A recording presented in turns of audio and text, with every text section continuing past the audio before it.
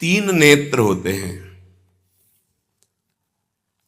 एक होते हैं ये चक्षु इंद्रिय, जिसे आप देख रहे हैं, नेत्र कहते हैं। दूसरे होते हैं बुद्धि में नेत्र, और तीसरे होते हैं हृदय में नेत्र, जिनसे संसार देखा जाता है, विषय देखा जाता है, स्वप्न देखा जाता है, जागृत देखा जाता है। ये नेत्रेंद्रिय से देखा जाता है। इससे ना आप किसी महात्मा की स्थिति को देख सकते हैं, न भगवत स्थिति को देख सकते हैं। ये केवल माया को देखने वाले नेत्र हैं जो सबके पास हैं। चक्षु इंद्रिय, ये इससे आप किसी की स्थिति नहीं देख सकते, इससे आप परमात्मा दर्शन नहीं कर सकते, इससे आप तत्व दर्शन नहीं कर सकते। ये केवल ब्रह्मा के द्वारा रचे हुए नेत्र, ब्रह्मा की रचना को ही देख सकते हैं, बस। आगे है बुद्धि नेत्र, ये ज्ञान नेत्र हैं। जब बुद्धि में ज्ञान नेत्र प्रकाशित होता है तो तत्व बोध होता है, और भक्तों के हृदय नेत्र खुलते हैं। ही के नयन निहारी, हृदय के नेत्र जब खुलते हैं तो प्रिया प्रीतम की रूप माधुरी, लीला माधुरी, ये उसके नेत्रों में, इन नेत्रों में झलकते हैं। अंदर के दो नेत्र जब ज्ञान चक्षु खुलते हैं तो सर्वत्र आत्म तत्व का दर्शन करता है, अपने स्वरूप का अनुभव करता है, ब्रह्म तत्व का अनुभव करता है। जब हृदय के नेत्र खुलते हैं तो सर्वत्र चिद चिद लक्षणम सर्वम राधा कृष्णमयम जगत, वो तत्व को राधा कृष्ण के रूप में, जैसे गोस्वामी जी सिया राम में। लेकिन इन नेत्रों से ये दोनों बातें नहीं देखी जा सकती, और इन्हीं नेत्रों से ये दोनों बातें देखी जा सकती हैं जब बुद्धि के नेत्र खुल जाए और हृदय के नेत्र खुल जाए। उपासक हृदय के नेत्र खोलने का प्रयास करें। वो पहले आहार शुद्धि करे, बहुत भोजन शुद्ध। बड़ी कृपा है, आकाशवृत्ति से जीवन चलता है, श्री जी को भोग लग करके मिलता है, परम पवित्र है। अब जो बात करें, पाते समय उपास्य देव के सिवा अन्य कोई विचार नहीं रह जाना चाहिए, ये ध्यान उपासक दे। इसीलिए नाम कीर्तन चला दिया जाता है, चलता है नाम कीर्तन, नाम कीर्तन चला दिया जाता है कि आपका मन किसी विषय का चिंतन न करने पावे, नाम कानों में पड़े और चिंतन नाम का हो। जब हम भोजन के साथ भजन चलाते हैं तो वो भोजन जब पचता है तो नस नस में परम पवित्रता और भजन के परमाणु फैलाता है। अब जैसे आजकल भोजन की प्रथा, जूता मोजा वही शौच में पहन के गए हैं, वही लघुशंका में, और वही होटल में बैठ के वैसे ही जूता मोजा, वही कपड़े, वैसे ही बनाने वाला क्या भाव वाला है, कैसी पवित्रता रखता है, और पाने वाला क्या भाव रखे हैं और कैसी पवित्रता है, इन सब का प्रभाव भोजन पे पड़ता है। अगर भोजन ठीक नहीं तो बुद्धि निर्णय नहीं कर पाएगी ठीक। हृदय के नेत्र खुलने के बाद तो बहुत दूर रही, इन नेत्रों से भी सही नहीं दिखाई देता, गंदा ही दिखाई देने लगता है। इन नेत्रों में गंदगी बढ़ जाती है। जिसकी तरफ देखो तो वासना की दृष्टि से देखो, दोष दृष्टि से देखो, राग द्वेष की दृष्टि से देखो, ब्रह्म दृष्टि, भगवत दृष्टि उसकी नहीं आ सकती। ये बहुत जरूरी है। अरे कहीं भागा थोड़ी जा रहा है भोजन, धैर्य पूर्वक चिंतन करते हुए, नाम चल रहा है तो उसी नाम का चिंतन करते हुए। अब जैसे अपने लोग पूर्वाभ्यास तो पद चला लिया, बड़ी सुविधा रहती है, पद, कोई बड़ा पद ले लिया और मानसिक पद गुनगुना भी रहे हैं, चिंतन भी कर रहे, प्रसाद भी पा रहे। कोई पद उठा ले, बड़ा पद, देखत नौ निकुंज सुन सजनी लागत, प्रथम यथामति प्रणव बिहरत दो प्रीतम कुंज। अब जब तक पद पूरा नहीं होगा तो भागेगा नहीं, और भागेगा तो पद नहीं पूरा होगा, पकड़ हो जाएगी। अब पद चल रहा है, प्रसाद पा रहे हैं, तो कभी कभी प्रसाद पाते पाते आंसू चल रहे हैं, प्रसाद पा रहे हैं, पद चल रहा है। अब वो भोजन क्या करेगा? प्रसाद नस नस में जाकर भागवतिक भाव संचरित करेगा। अब आप प्रसाद पा रहे हैं, किसी द्वेषी का चिंतन कर रहे हैं, गुस्सा आ रही, अब नस नस को वो क्रोध से युक्त करने वाली वृत्ति पैदा करेगा।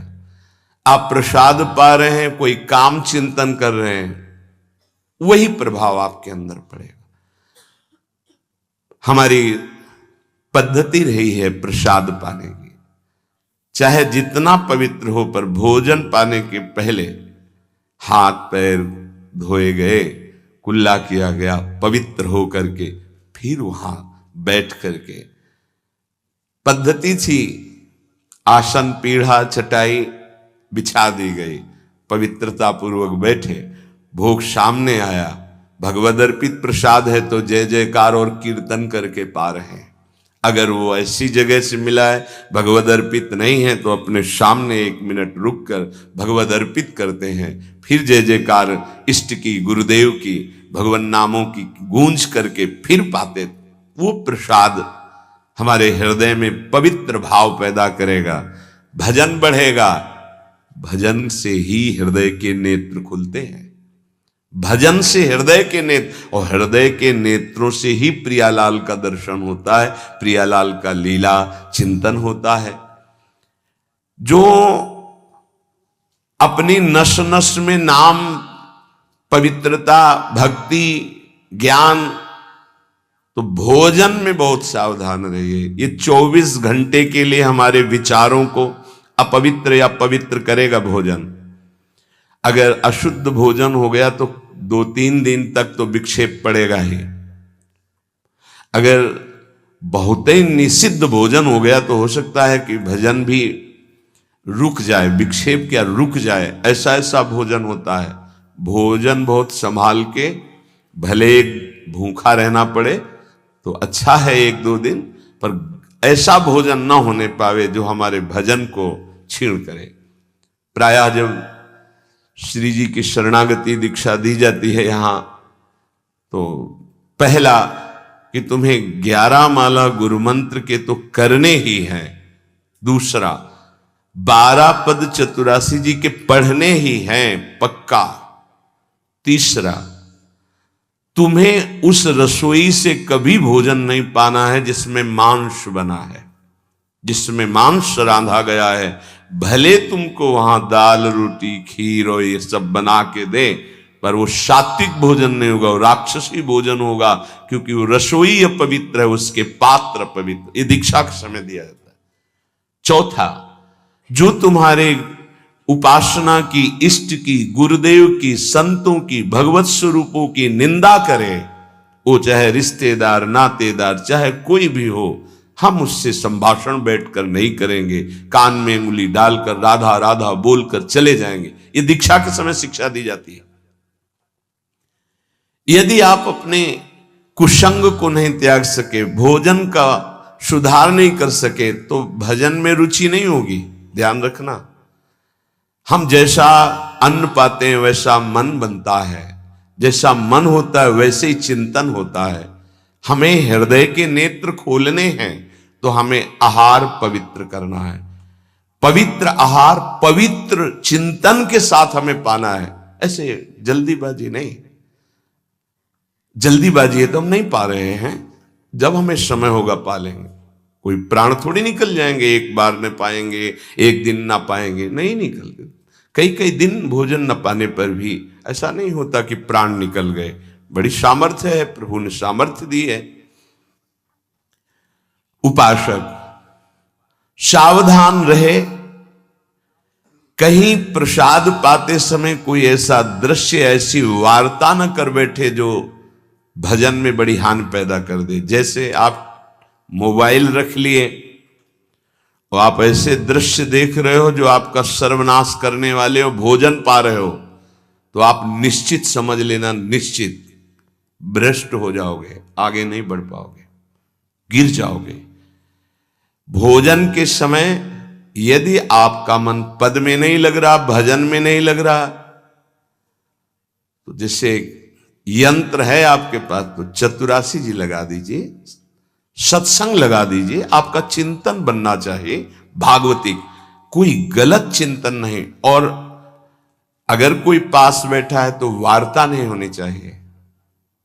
भोजन के समय वार्ता निषेध है, वो वार्ता का समय नहीं, वो एकाग्रता पूर्वक पूरे 24 घंटे के लिए हम अपने विचार पावन करने के लिए बिल्कुल मौन होकर के भगवत चिंतन या भगवत श्रवण करते हुए प्रसाद पावे। आप सब आज से ये नियम ले लें, केवल परोसने वाले की आवाज सुनाई देनी चाहिए। श्री जी का प्रसाद जो आप परोस रहे हैं उसका उच्चारण करते हुए आपको प्रसाद, रोटी प्रसाद चाहिए तो वो पूछ सकते हैं। इसके अलावा पाने वाले की आवाज बस जी दे दीजिए, इससे ज्यादा कोई शब्द नहीं आना चाहिए। देखो, अगर प्रार्थना मानोगे तो आप आगे परमार्थ में बढ़ोगे। जो प्रसाद पाने का समय है वो बहुत 24 घंटे के भजन के लिए बहुत कीमती बात है। अगर उस समय आपका कोई प्रपंच वार्ता, कोई लौकिक वार्ता, राग द्वेष वार्ता, बिल्कुल नहीं, मौन आज से नियम रख लो। दे दीजिए ये शब्द उच्चारण और ले लीजिए प्रसाद, ये शब्द, इसके अलावा और कोई शब्द नहीं होना चाहिए। अगर आप हमारी प्रार्थना नहीं मानते हैं तो ये अपराध होगा, आज्ञा का उल्लंघन होगा और वो आपके लिए बहुत ही हानिकारक होगा, जो आपकी बुद्धि को क्षय करेगा। इसलिए प्रार्थना है, आप प्रसाद पाते समय सब मौन का आश्रय, केवल स्वीकृति हां दे दीजिए और प्रसाद बांटने का जो उच्चारण है या अमुक प्रसाद ले लीजिए। बस इस नाम कीर्तन चलता है, नाम कीर्तन सुनिए, या आपकी क्षमता है तो उस समय नाम जप करते हुए प्रसाद पाइए। जिस जगह पर संत सेवा होती है, नाम कीर्तन होता है, ठाकुर सेवा होती है और परस्पर बैठ करके भगवद वार्ता होती है, उस जगह सारे तीर्थ अपने आप आ जाते हैं। वहां वास करने वाले को किसी तीर्थ जाए या ना जाए, कहीं भी, संपूर्ण भुवन की बात कह रहे हैं, जिस घर में, जिस कुटिया में, जिस जगह में, जिस स्थान में नाम कीर्तन होता है, भगवत गुण कीर्तन होता है, साधु सेवा होती है, ठाकुर सेवा होती है, सारे तीर्थ स्वयं आकर वहां वास करने लगते हैं। तीर्थ क्या, तीर्थाधिपति, तीर्थपाद भगवान वास करते हैं।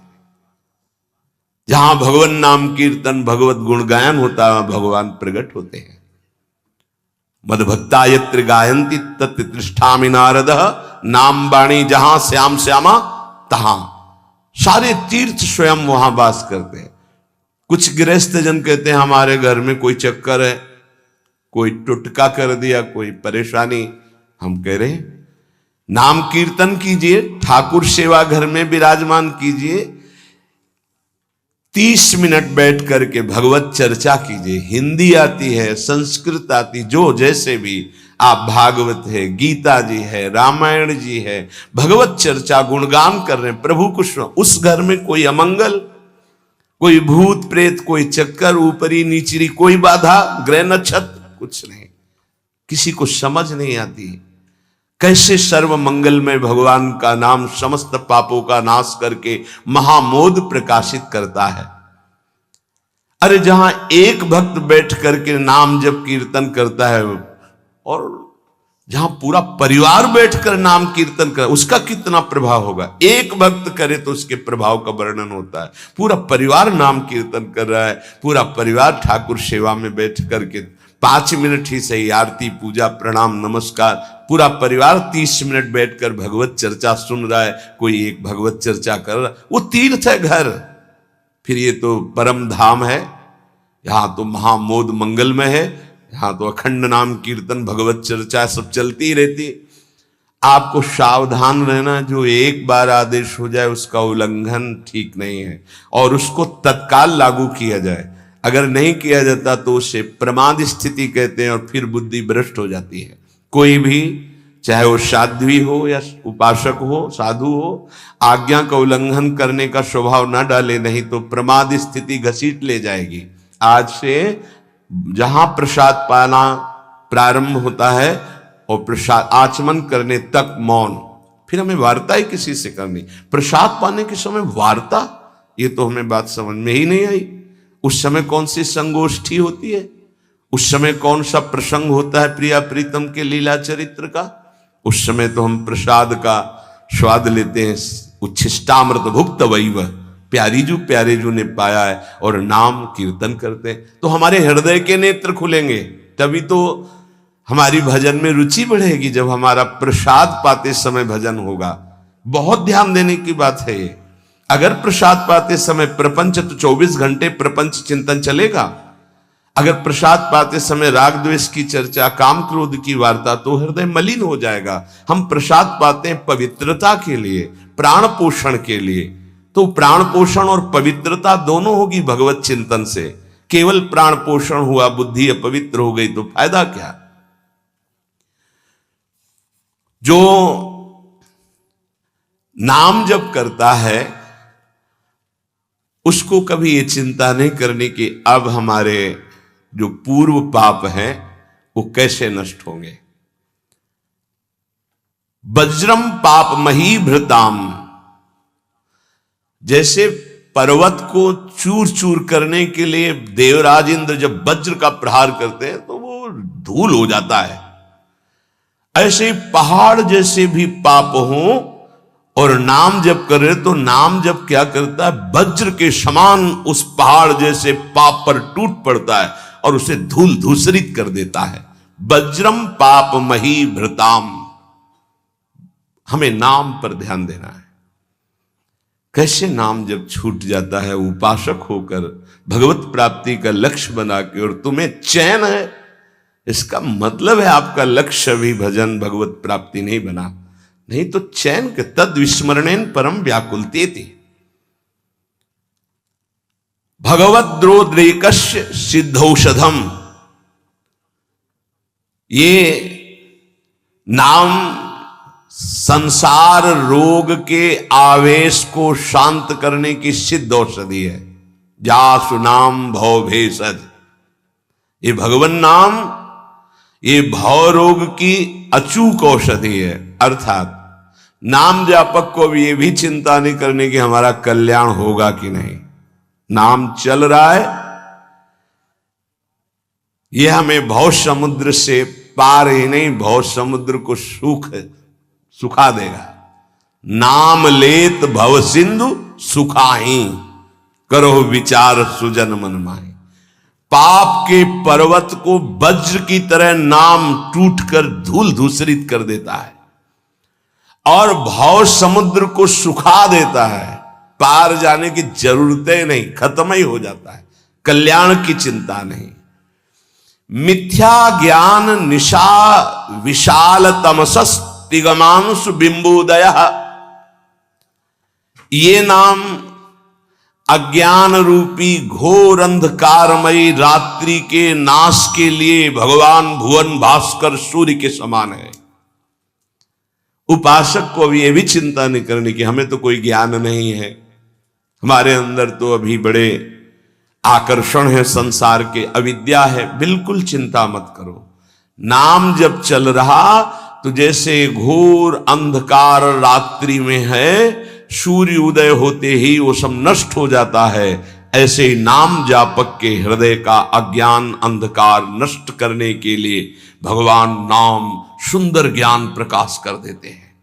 अन्य उसे कोई पढ़ने लिखने की आवश्यकता नहीं पड़ेगी। नाम जब से अपने, जैसे कल आप सत्संग में ध्यान दीजिए, सुन रहे थे कि जिसका अंतःकरण शुद्ध हो जाता है, जो राग द्वेष रहित महात्मा है, बिना पढ़े सारे वेदों का अर्थ उसके हृदय में स्फुरित हो जाता है। मिथ्या ज्ञान निशा विशाल तमसस तिग्मांश बिंबोदयः। अज्ञान रात्रि के घनीभूत अंधकार के नाश के लिए प्रभु का नाम सूर्य के समान है। क्रूर क्लेश मही रुहा मूर्तर ज्वाला जटालह सिखे। ये क्रूर कर्म कराने वाले काम क्रोध लोभ मोह मद मत्सर, इनका जंगल है। इस जंगल को नष्ट करने के लिए दावाग्नि के समान नाम है। इसको भस्म कर देगा, सारे विकारों को भस्म कर देगा नाम। क्रूर क्लेश मही रुहा मूर्तर ज्वाला जटाला सिकी। जैसे प्रचंड दावानल पूरे वन को भस्म कर देता है, ऐसे नामाग्नि समस्त विकारों को भस्म कर देती। हमको यह भी चिंता नहीं करनी कि हमारे अंदर विकार काम क्रोध लोभ मोह मद मत्सर है। नाम चिंतन करो, चिंता नहीं। द्वारम निर्वृत्ति सन्मनो विजयते कृष्णेति वर्णद्वयम। ये परम शांति परमानंद का द्वार खुल गया यदि जिह्वा पे कृष्ण कृष्ण कृष्ण राधा राधा राधा राम कृष्ण हरि, जो नाम गुरुदेव ने दिया, अगर वो नाम चल रहा है तो अब चिंता भी नहीं करनी कि हमारा परम पद मिलेगा, कल्याण होगा कि नहीं। नहीं, द्वार में प्रवेश कर गए। जिह्वा पे नाम मतलब द्वार में प्रवेश कर गए। महाराज जी, लोग तो कहते हैं कि जिह्वा से नाम जप करने से कोई लाभ नहीं मिलेगा। कहते कर में तो माला फिरे जीव फिरे मुख माही, मनुआ तो चहुं दिस फिरे यह तो सुमिरन नाहि। कुछ लोग कहते हैं हाथ में माला चल रहा है, जीभ में नाम चल रहा है, मन संसार में घूम रहा है, इससे तो कोई लाभ मिलेगा नहीं। महाराज जी, प्रायः नाम जब तो ऐसे ही होता है प्रारंभ में, तो उसको तो कोई फल ही नहीं मिलेगा। अरे ऐसा कहने वालों की बिल्कुल बात मत सुनो। पूज्य उड़िया बाबा, ऐसा कहने वालों की बिल्कुल बात मत सुनो, उन्हें कहने दो, वो क्या जाने। नाम में अपार सामर्थ्य है। जिसकी जिह्वा में नाम स्मरण चल रहा है तो मन लगे ना लगे उसको फल अवश्य मिलेगा।